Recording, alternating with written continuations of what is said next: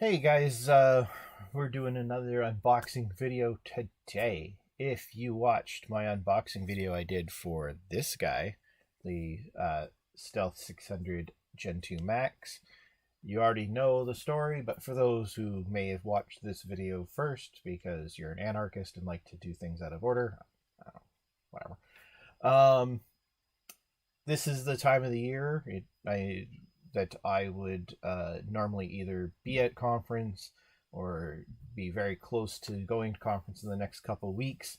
However, there is no conference. I kind of explained a little bit better in the other video. Go watch that one if you want a slightly better explanation. But honestly, I don't have much to explain because I'm not really privy to all the information involved anyways. But anyways, yeah, this would be the time we would normally go to conference and or be going to conference soon. And even with the virtual conferences the last 2 years, they still sent us some goodies from our vendor partners. But this year, no conference at all, virtual or otherwise, which honestly is a little sad, but it is what it is. The good news is Turtle Beach was still nice enough to present us with not one goodie, but two goodies. So they also sent us the Xbox Recon wired controller. Um, yeah, so they sent us this guy um, as well. And so we're going to be opening this up and taking a closer look at it, uh, getting the feel of it, see what it actually, like, what the texture feels like. Because, like, there's some kind of interesting things on here. So, first of all, it advertises an audio advantage. Easy access audio controls only available on the Turtle Beach, including EQ presets, game and chat mix, mic monitoring, and more. So that's kind of interesting right off the bat. Superhuman hearing, apparently through the controller. Like, I don't know, so like even like the controller picks up the superhuman hearing and puts it to the headset, even if you're, say, not using a Turtle Beach headset. That's an interesting idea, right? Um, Ergonomic cooling grips, micro cooling channels, and comfortable shape keep your hands cool and dry while reducing fatigue. That's interesting. There's also Pro Aim Focus mode. There's two mappable buttons on the back. Tunes thumbstick sensitivity for improved long range accuracy. So yeah, like that's interesting. Now, I don't play shooters and so forth, but there have been times where you play certain games and trying to turn, like, casing not on Xbox, but like on Nintendo Switch.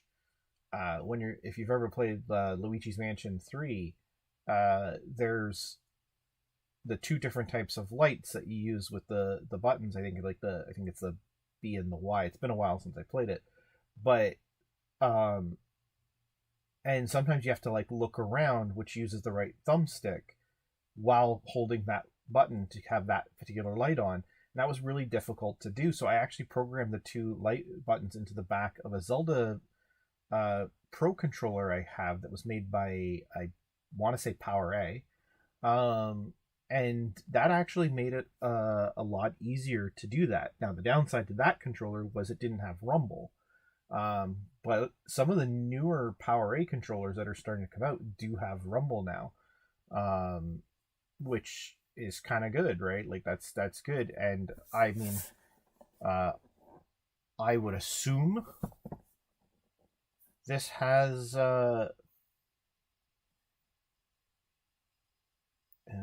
yeah, vibration feedback, dual rumble motors, handheld triggers, ultra realistic next gen. Yeah, okay, so like this has that too. So yeah, let's switch the camera angle here and let's open this up and take a look at it and see how it feels in our hand. And again, maybe we will give this controller a go on our next live stream or one of our upcoming live streams and see how we feel about it. I will say I'm not keen on the whole wired part, but I do know that's kind of beyond their control, even though it is a licensed product. And that's kind of the thing. It is a licensed product, and Xbox does not like wireless controllers unless they're their own. So, yeah. So again, just like a Turtle Beach headset, we've got our little thing here, which will have probably all of our information. Now, one of the things I do like about this design is the wire is actually separate from the controller itself.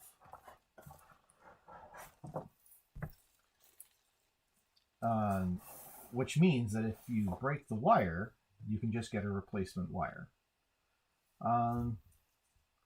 So I would say it feels a little bit bulkier than your standard Xbox controller. Not by much. It is definitely slightly different shape. There's definitely a different curve along here. I can definitely feel the difference.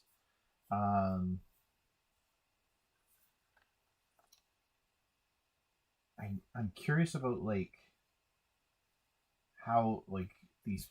So like there's like I'm gonna zoom in a bit here, so you can probably see it a little bit better. But like there's the rubberized grip basically all on this side and then on the inside as well. Supposedly that somehow keeps things cool. So we've got our two programmable buttons here on the back. Boom, boom, boom, boom. Obviously our trigger buttons, our USB-C port, normal power button, boom, boom, boom. All the normal stuff, and then all the special buttons on top. So like we have the chat and volume control.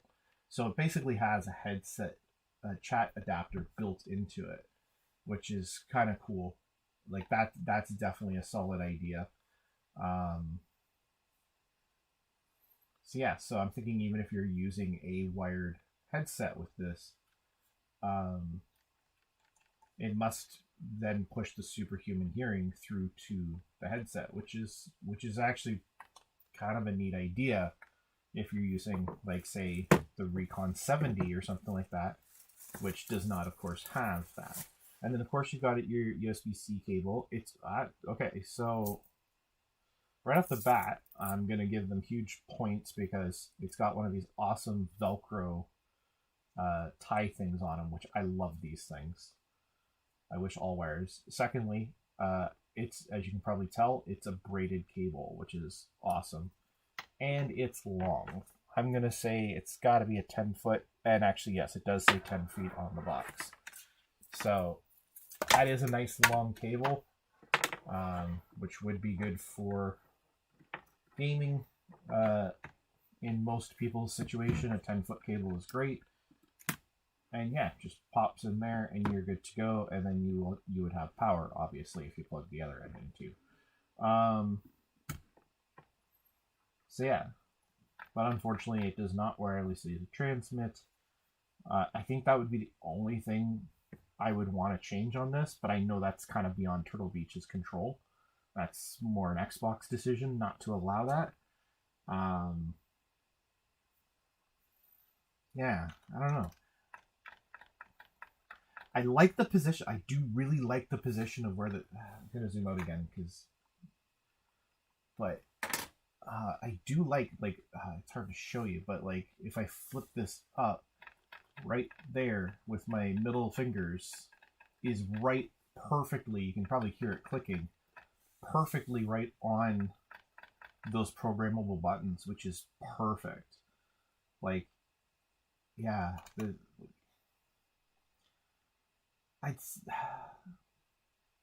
it's hard to say. Like, I don't know if I like the shoulder buttons though, or the bumper buttons, as I guess they're called. I still call them shoulder buttons. Shoulder buttons triggers, but I guess they're called bumpers triggers. But I don't know if I like those. Those seem to they seem too forward. Like I feel like I'm putting a bit of pressure, like a bit of a twist on my finger to reach it. Like where the trigger is feels perfectly natural. I feel like this top part should be pushed back a little bit more. So like maybe because the shoulder button's right here, and I feel like when I'm holding the controller, like, okay, hang on. So if I'm holding the controller perfectly, you can see my finger is already on the trigger button, which obviously you use more in gaming anyways, right? But then reaching up to hit the shoulder button, I feel like I'm kind of trying to bend my finger away. It's not really wanting to go. So I feel like if it was maybe just slightly back a bit, because my finger can go back pretty far comfortably. So you could have almost put the trigger buttons back here, like behind where they actually are, and had the shoulder buttons up here. That might have been better. But overall, yeah, see, I don't know. We'll have to actually put it to the test in actual gameplay to see how it actually feels. I do like all the textures on it. Like they've got nice little textured.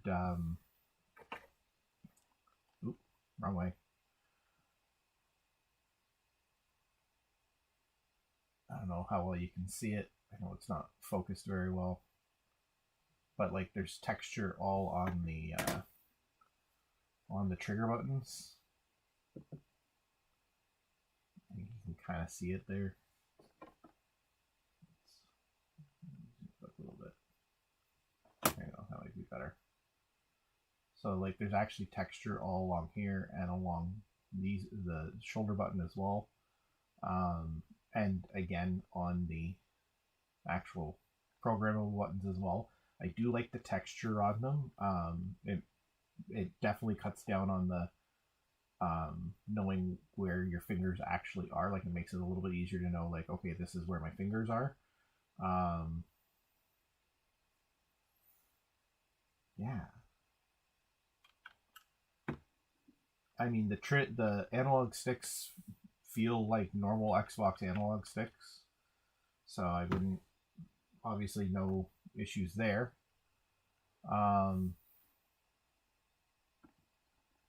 The directional pad, I'd say a little bit stiffer than the Xbox One, but not by much. I don't know. It's a neat controller. It's definitely something I'm going to be interested to try. But we'll have to see we'll have to wait and see for a final verdict on this, honestly. Because, yeah, I mean,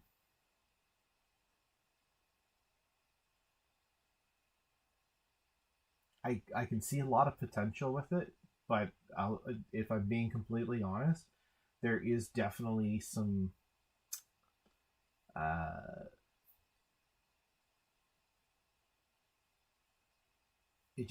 there's something about it that just makes me, like, just the way it feels, it does make me wonder if it's gonna be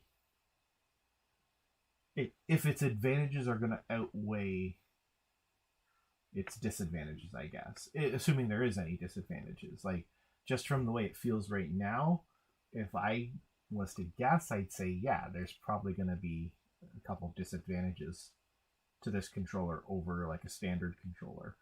However, I don't know. But actually, we haven't looked at the materials yet, because I remember it saying something about changing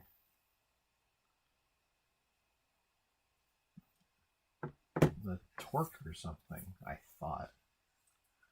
Didn't I read that on the...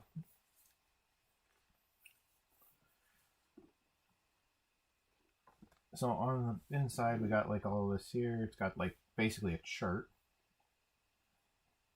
of all the different modes, which is cool. And then we got, so of course we've got our usual stuff just like you get in a headset. So we have, of course, our attention, don't return to the retailer, even though everyone will. You got your limited warranty, please register your thing, your device, your sticker, and of course your quick setup, startup guide. Let's see here.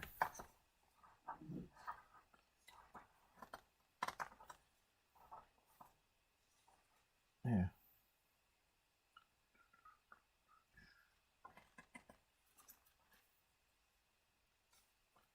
can be used as a PC controller, which is cool.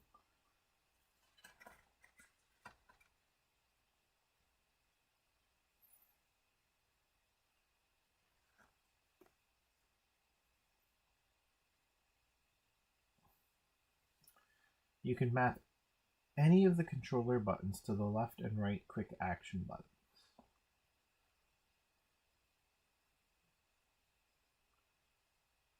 Select, hit mode. So you hit mode, then you hit select. You get profile 1. Activate mapping mode. So you hold select for 2 seconds. Select the quick action button to configure. Select the button to assign. Save your assignment holding the select thing for 2 seconds again. Okay.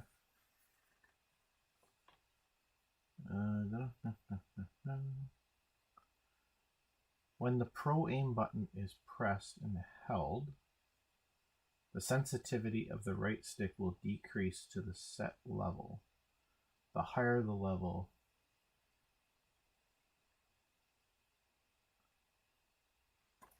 oh, okay.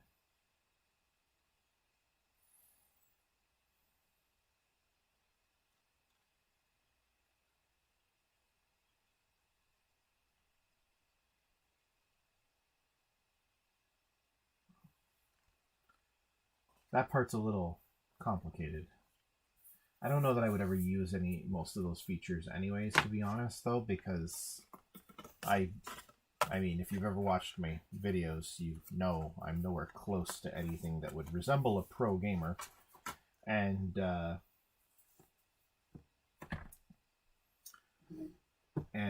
yeah, they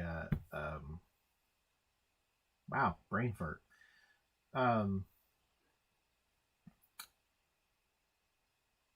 And I don't play like shooters and stuff like that. So I don't know that I would ever use the Pro Aim feature. But what do I know? Anyways, that's it for the controller. That's what it looks like. Again, it feels about the same weight as a regular controller with just regular AA batteries or a charge pack in it, which is interesting in itself. Because obviously there's no battery in this of any kind. So that's kind of interesting that it does that. Although there must be some sort of battery in it for like the memory. But obviously that doesn't have to be as much of a battery as you would to power it. Because there'd have to be something for the battery, because otherwise pretty much every time you turn off your system, it would lose any of your program settings. You'd have to reprogram it every time. And I can't imagine that that's a thing, because that would suck. But yeah, we'll have to put this controller to the test, and maybe we'll do follow-up videos on these 2 unboxings, Turtle Beach unboxing that I've done, explaining what I've learned about them. Yeah. Anyways, thank you for watching. Hopefully I will get off my ass and start making sure some of this content I've been recording for the last little while actually makes it to YouTube, so you can actually watch what I'm recording, and I'm not just recording this for my own personal ego. Because so far, nobody's watched any of this stuff. Well, I mean, if you're watching this, then I'm sure you have, but never mind. Anyways, thanks for watching. Don't forget to always check the links and for all the ways you can support, follow, subscribe, etc. And that's it for now. I'll catch you next time. Bye.